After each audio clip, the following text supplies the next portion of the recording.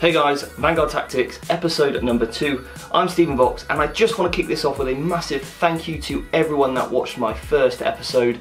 I was absolutely overwhelmed by the feedback of the video and what people said to me about what they enjoyed, and I just want to continue providing as much content and information as I possibly can around the game of Warhammer 40k, as it's my mission just to help you and also then help me just become better at the game, better at playing, and we can kind of learn from each other. And I want to share with you absolutely everything I possibly can about what I know around the game.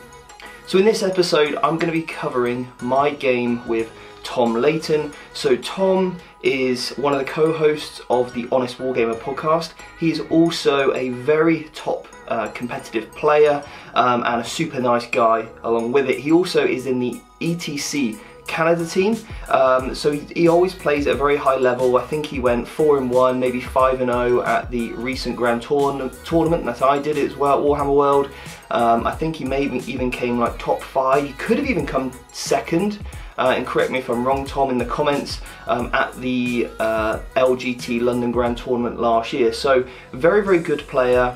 Tom decided to use his Eldar, and because of chapter approved, he was testing out some new elements that haven't been seen in a while, and I'm going to go over what his list was shortly. So I'm going to cover that game, and I'm also going to cover the mission that we played, but I'm going to go into a little bit more detail around how you can really optimize your army, how you deploy, how you use everything, so you can maximize the scoring on that new chapter approved mission.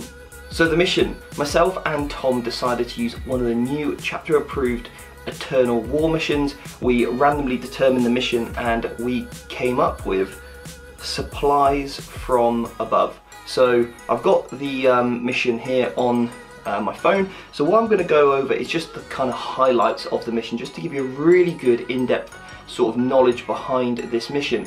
And you might be thinking, Steve, oh, okay, it's just a mission, but the most important thing about when you put a list together is understanding how your army adapts, or how it can I suppose score the highest amount of points from every single mission possible. Because if you ever, even if you go to your local club, you don't know what mission you're going to play, so there's no point completely tailoring just to table your opponent.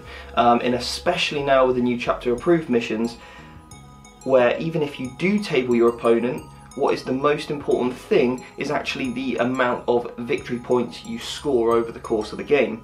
Each player selects a battle-forged army, and we were playing 1750. So Tom was running a Ynnari and Craft World Eldar combo, and I was running the Deathwatch with a few little adaptations from what you saw in my first video. Obviously chapter approved has come out, a few of my units have become cheaper, some of my equipment's become cheaper, and I saved around 150 points.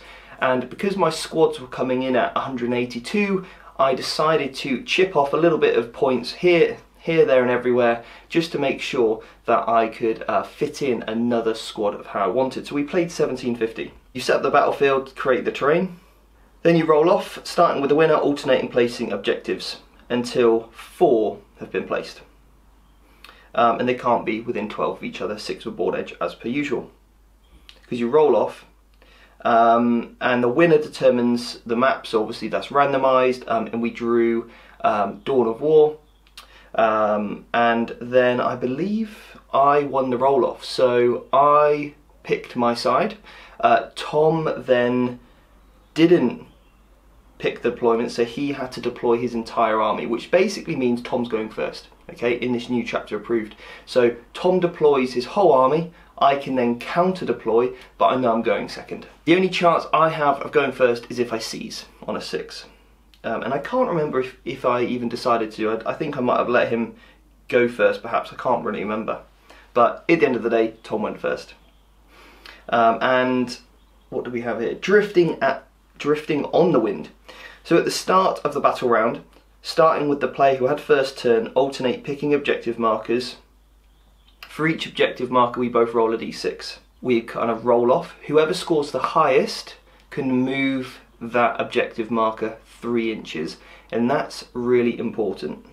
The next thing is to note is that obviously sudden death is not in use, so even if Tom scores really highly and I table him, or vice versa, victory points are the most important thing. Random game length, as you probably already know, so at the end of about round 5, on a 3-up it carries on, then a 4-up, then a 5-up, and it will obviously end at turn 7.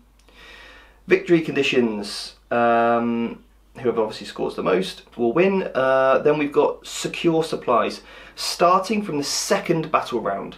So that's really important, not the first, the 2nd battle round.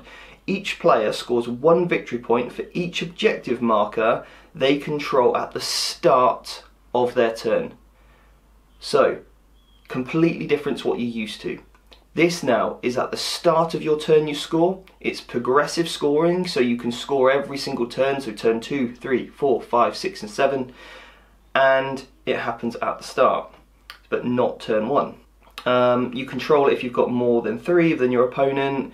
However, if one player has models that can fly, excluding the flyer battle roll, within 3 of the objective marker, they control it, regardless of how many other numbers around them. Now, if you both have one model with the fly keyword, then it would go down to if you have objective secured units, and if not, then it goes down to the amount of models that you have within 3. So then slay the warlord, first strike. So first strike is a little bit different. It gives you and your opponent both the opportunity to score that, rather than just the person that goes first. And then obviously line breaker. So that's the mission.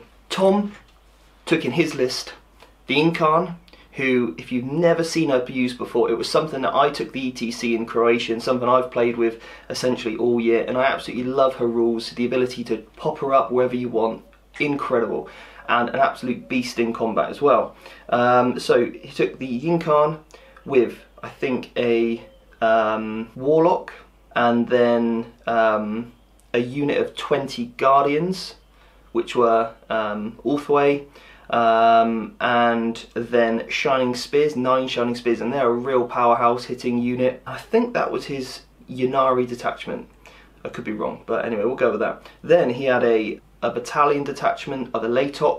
So a Leighton is the -1 to hit if you're outside of 12. He had 3 units of Rangers, a Farseer Skyrunner, Warlock Skyrunner, and also he had 3 units of 9, I think, 10 or 9, or 2 units of 10 and a unit of 9 Warp Spiders. So Warp Spiders are another -1 to hit when you flicker jump, and also they can move 4d6 plus their movement, so they're super fast, range 12, 2 shots each, strength 6, no AP modifier unless you roll a 6, and then it's -4. So he's got this big Guardian blob which you put in the webway in Deep Strike, and these Warp Spiders can go everywhere. Okay, so what Tom did, basically deployed his Rangers around the objectives, really smart move, put his Incarn at the back, which again, very smart move because I can't get to that, and he can then pop him up wherever, or her, I don't know the gender actually, can pop her up wherever he wants as soon as any unit dies, his or mine, okay? And that's really important to remember, and at any time,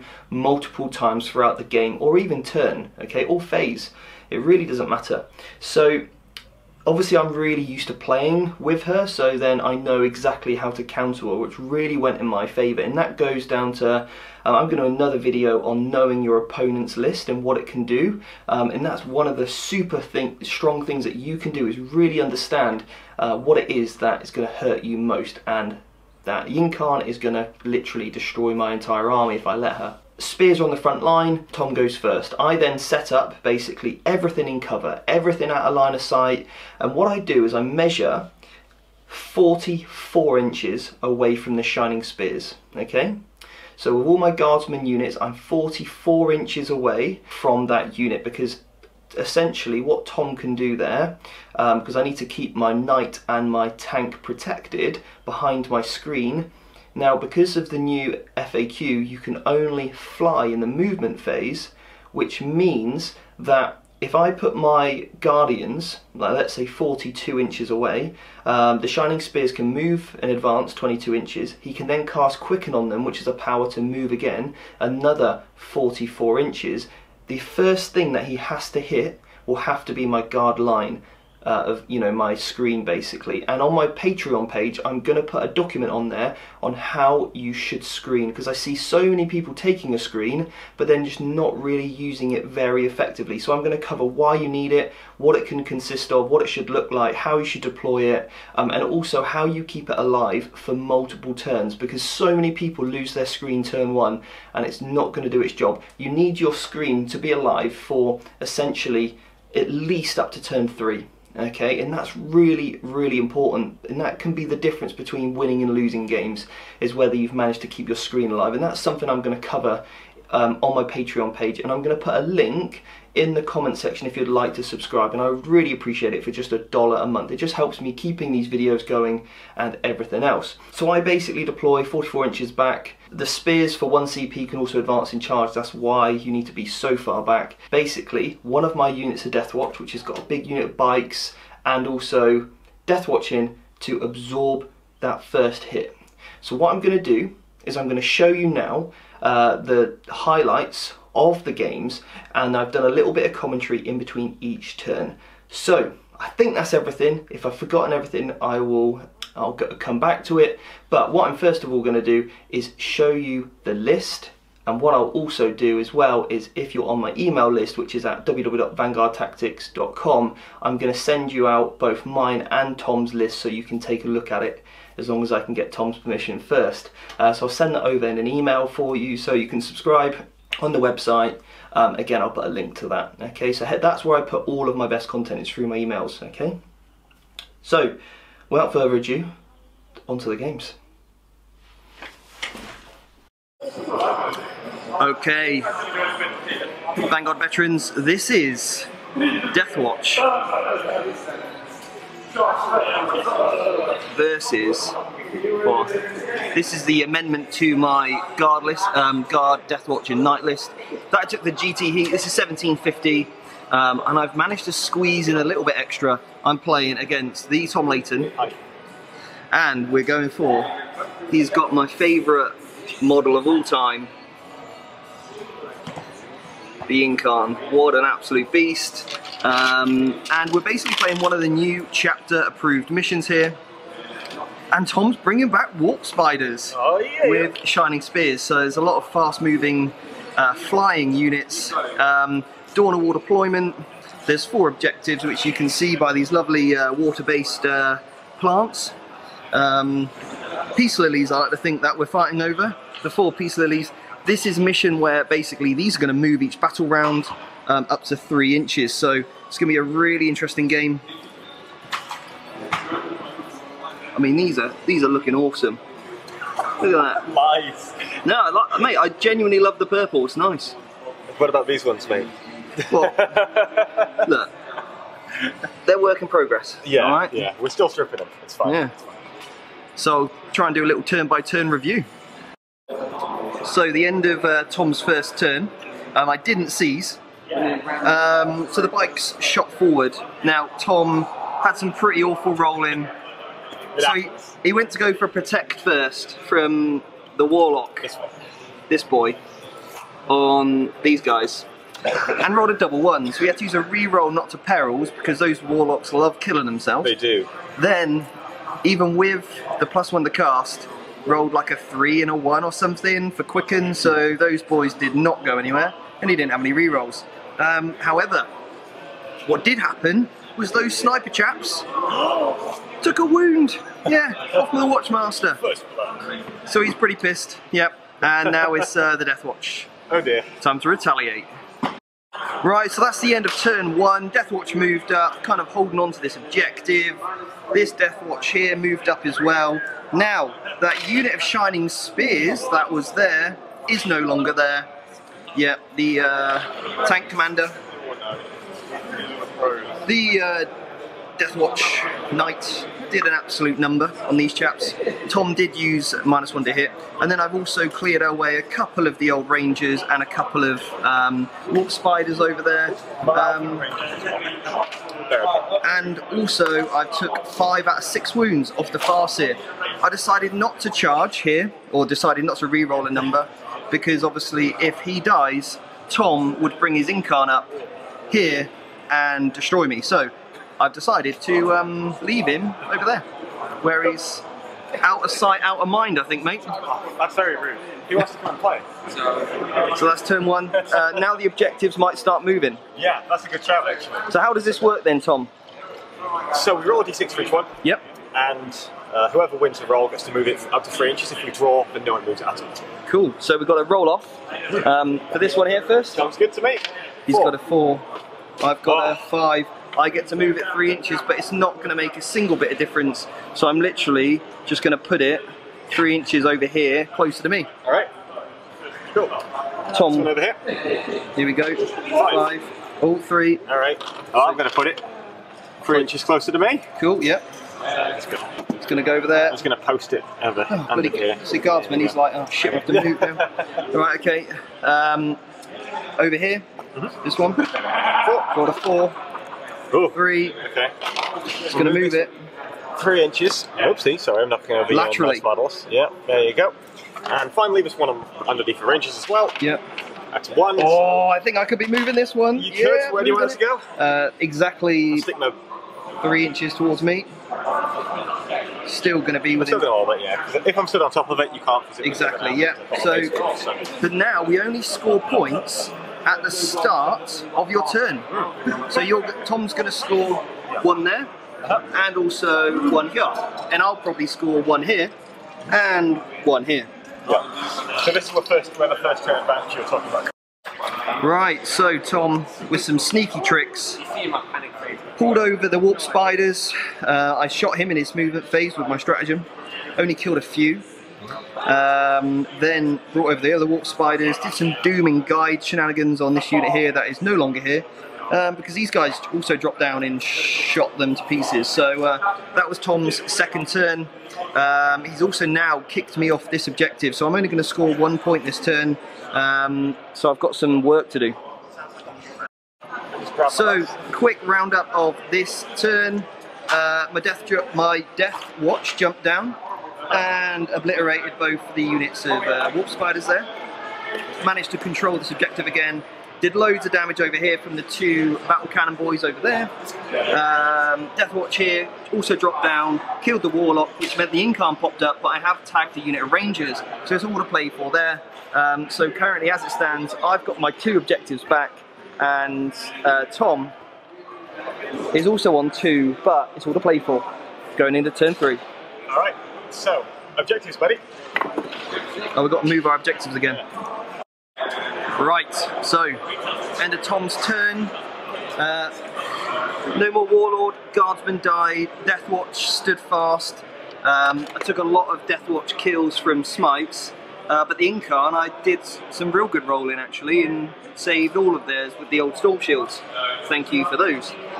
So yeah, I've now scored 1 point, 2 points, and is that one? No, is that one we think is contested? Because he's got fly, doesn't he? Yeah, I got fly too. Yeah. So he's got 5, but I've got 4 here. I mean, you've got 4 as well. I've got 5 and you've got 4. Okay. So Yeah. I can hold it. So just a quick roundup of this turn. Tom is actually just conceded at this point. I managed to blow the Guardians away. I also killed the Incarn. And a few Rangers, some more Rangers dead. Knight's got to shoot, so he'd about to shoot that last Ranger, charge in there. And then Farseal, these guys would probably die to combat, and then he would charge in on these boys. Yeah. So all in all, good game. And that went to what, end of turn 3? So probably one more turn. Well, sudden death isn't in play. Oh yeah, of course, sudden death, yeah. It'd be sudden death. Well, obviously I'm sat on quite a lot of objectives right now, but that was a really enjoyable game, Really and useful as well. the Incarn is extremely scary. So I hope you enjoyed that. As you can see, Tom is a wicked guy and we had an awesome game, and as you can obviously see that it went a victory to the Deathwatch. So I've actually tweaked my list a little bit since then. I've been obviously refining it since chapter approved. A couple of elements I didn't really like, so what I've done is I've got rid of that, and I'm gonna again review this list and constantly keep refining it, and that is the key. So Tom, thank you so much for the game. I really enjoyed it, and I hope you guys did as well, and I hope you like this format. If not, do let me know, because it's just a way that I can keep making better content. So one thing I want to cover on this mission. Now remember that these objective markers will move. So obviously having some fly units is really important. So my Deathwatch units, because they have that one Vanguard veteran in it, gives it that fly keyword, okay?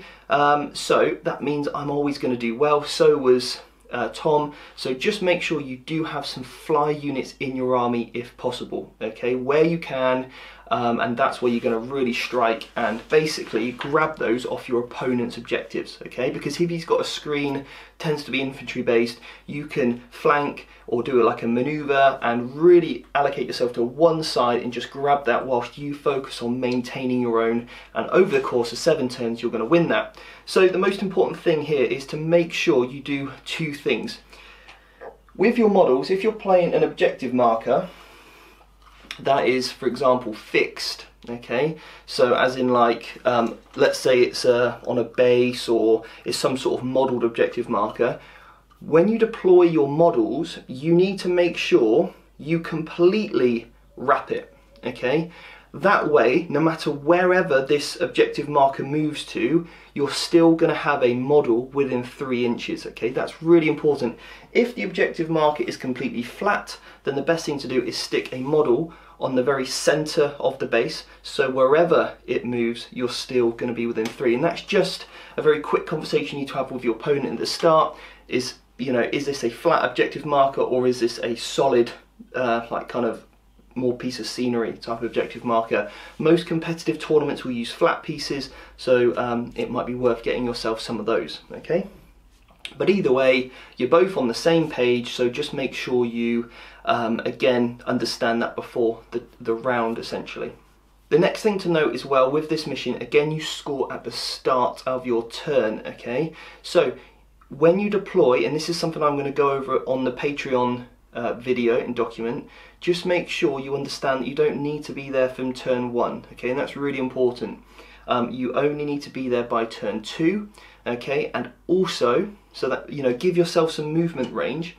And again, on the Patreon page and document, I'm going to go over why and how you do that more effectively. The other thing as well is to double up units, okay? Don't just put 1 unit on an objective marker, that's kind of in isolation. Try and get a couple of units within 3 of it, okay? That way, if it does move, you can quickly either recapture it, or if, for example, the opponent takes away that unit, you've still got something else there. So it's going to make them either split fire and then might not do the job efficiently, and when you remove your models, be really careful in which way you do that, and also then if you ever need to use that auto pass leadership, that's probably a really good time to do that when you know that you need to maintain and stay on an objective to keep you in the game. As soon as you let, in these missions, someone creep ahead by victory points, then you're going to start to, you know, ultimately lose the game and you won't be able to catch up potentially. Now, as you could see at the end of this game with me and Tom, Tom had I think an early lead, and then I kind of started to come back a little bit. But as you could see, that because I had complete board control, I was on every single objective, Tom decided to concede just because he knew that I still had lots of shooting and combat left to destroy his army, and even if the game carries on, I'm still sat on all 4 objectives for a number of, you know, 2, 3, maybe even 4 turns more. So regardless, it was going to be a victory for me on that side of things. But just remember that if it's very close and you've got a good lead, you know, do keep fighting, do keep battling out as many points as you possibly can. So guys, I hope you enjoyed that video. If you wouldn't mind, please do subscribe, give this video a thumbs up, and also if you want any more content from me, like in the week, whether it's documents, some people have sent me their list to have a look at, you can do that over on my website www.vanguardtactics.com, and just subscribe to my emails. I'll also send you over my GT winning list, and I'll do a revision on that list as well, what it currently looks like after chapter approved, and I'll send that out also. And if you would like to support me on Patreon, I'd be hugely grateful for that. and all the links are below in the comment section, and also, or sorry, should I say in the description section, and also through my emails. Guys, thank you so much, and I'll see you guys next week. If you've got any questions, post those in the comment section below, and if you like this format as well, please let me know and then I can amend it. So guys, until next week, that's episode number 2.